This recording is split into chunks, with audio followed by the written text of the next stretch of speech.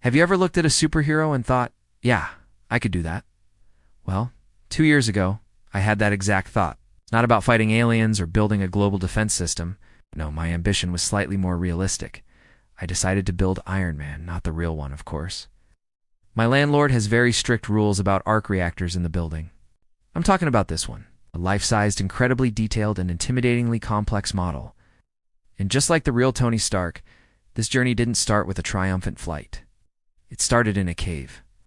Or, my living room, surrounded by a mountain of boxes that looks suspiciously like a cry for help. Iron Man wasn't born in a flash of genius. He was forged in a moment of desperation. In the Marvel Universe, Tony Stark, a billionaire weapons dealer with a chest full of shrapnel and a ticking clock, builds his first suit, not for fame, but for survival. He's trapped, injured, and staring death in the face. So what does he do? He does what inventors have always done. He turns sheer terror into focused engineering. With a box of scraps and the help of a fellow captive, he transforms fragments into function, piece by painful piece. That first suit, the Mark I, isn't sleek. It's a clunky walking tank powered by a car battery, but it's more than just metal. It's a testament to human will. It's the physical embodiment of the idea. I refuse to die here. My own journey began similarly, though, with slightly less mortal peril and significantly more bubble wrap. 2 years ago, this Iron Man was nothing more than a collection of parts, spread across dozens of patient boxes. Each one contained a promise and a whole lot of tiny, tiny screws. There were no shortcuts. There was no assemble in 30-minute sticker. There was only the instruction manual, my own quiet determination, and a growing suspicion that I might have severely underestimated the project. Every small component had its designated spot. Every wire needed to be threaded just so. The cost wasn't just financial. It was a commitment of time, focus, and an alarming amount of floor space. But as I started, something funny happened. The process itself became the reward. Iron Man teaches us a profound lesson. Creation is an act of responsibility. You have to care about the little things. Tony Stark has some great one-liners, but beneath the swagger, there's a core philosophy. I am not defined by what I build, by why I build it. Power means nothing without control. The suit works best when the mind behind it is present. These aren't just cool movie quotes. They touch on real-world science and psychology.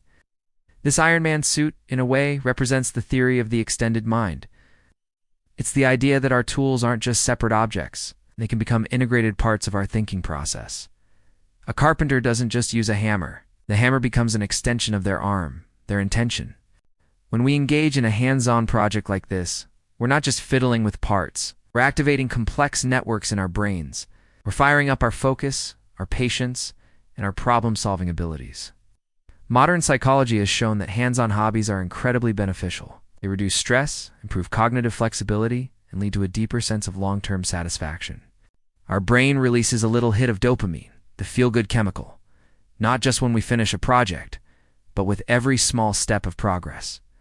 Finding the right screw, connecting a stubborn wire, seeing a section finally come together each moment is a tiny victory that fuels the next. So when I spent an entire Saturday just assembling one of his gauntlets, I wasn't wasting a day. I was, scientifically speaking, making myself happier. You can tell my friends that next time they invite me out, this is precisely why hobbies matter so much. In a world obsessed with productivity hacks and instant gratification, a hobby feels almost revolutionary. It's not wasted time. Structured play for adults. It's a dedicated space where your mind can rest from the daily grind while simultaneously growing stronger and more resilient. When you commit to something you genuinely love, whether it's building a giant superhero in your apartment, learning to code, painting, or gardening, you're practicing discipline without the pressure of a deadline. You're pursuing mastery without the fear of failure, because the stakes are personal. You learn how to stay with a task, even when it's slow, tedious, or frustratingly imperfect. You learn to embrace the process, not just rush to the outcome. Learned that the hard way when I installed a leg panel upside down and had to spend 2 hours undoing my progress. It was humbling, but it taught me to slow down and pay attention. Iron Man is essentially a masterclass in STEM, wrapped in the captivating package of a modern myth. It's engineering, physics, biomechanics, and artificial intelligence, all driven by sheer human will. Building this model felt like a micro version of that. I had to learn about wiring diagrams, weight distribution, and the delicate mechanics of articulated joints. But the real lesson I took away from these 2 years is far simpler and more human. It's a lesson that applies to everything, not just building robots. You don't become whole by being fast. Become whole by being present. By giving your full attention to the task at hand, whether it's tightening a single screw or solving a complex life problem, by nurturing a passion, we train ourselves to care.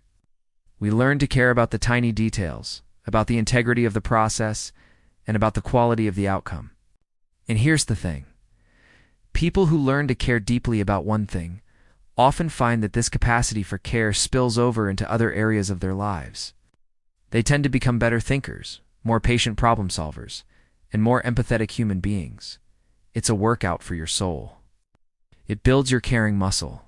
So now, after 2 years, countless hours, and a few moments of wanting to throw the instruction manual out the window, he stands complete. He's not just a cool figure on display. He's a monument. A monument to time invested, patience practiced, and joy earned. He's a physical reminder that the most rewarding things in life are often built slowly, with intention, one small screw at a time. And yes, a reminder that I might need a bigger apartment. Thanks for watching, and I hope this inspires you to find your own project to pour your heart into. See you next time.